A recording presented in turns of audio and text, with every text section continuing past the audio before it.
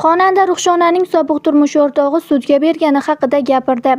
Kanalimizni ilk bor ko'rib turgan bo'lsangiz, videoga like bosishni va obuna bo'lishni unutmang. Xonanda Ruxshona sobiq turmush o'rtog'i rejissor Sanjar Matkarimov 2 farzandi uchun to'lab kelayotgan aliment miqdorini kamaytirish yuzasidan sudga murojaat qilgani haqida Instagram sahifasida yozib qoldirdi. Ruxshona 2021-yilning oktabrida Sanjar Matkarimov bilan 7 yillik turmushidan so'ng ajrashgan edi. Ularning bir o'g'il va bir qiz farzandi bor. Ajrimdan so'ng sud qaroriga ko'ra ota 2 farzandi uchun oyiga jami 500 ming so'm, har bir bola uchun 250 ming so'mdan aliment to'lab kelmoqda. Qo'shiqchi Instagramdagi storiesda yozishicha, sobiq eri bu summani ham kamaytirish uchun sudga ariza topshirgan. Bugun alimentni kamaytirish yuzasidan sobiq turmush o'rtog'im sudga da'vo arizasi topshirganini bildim. 2 farzandi uchun to'lab kelayotgan oyiga 500 ming so'm ham unga ko'pdek tuyulyapti.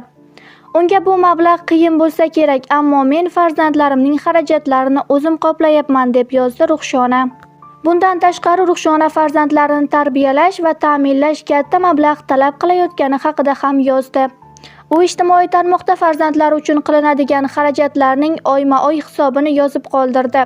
Ruxshonaning so'zlariga ko'ra, faqatgina maktab va transport xarajatlari, oziq-ovqat, madaniy hordiq va to'garaklar uchun bir oyda 28 million 300 ming so'm sarflanadi.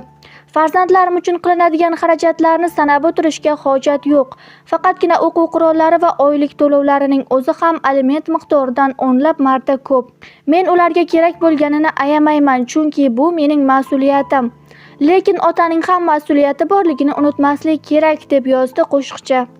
Sanjar Matkarimovning alimentni kamaytirish haqidagi talabi yuzasidan sud majlisi 2025-yil 7-oktyabr kuni Toshkent shahri Mirobod tumanlararo sudida bo'lib o'tishi belgilangan.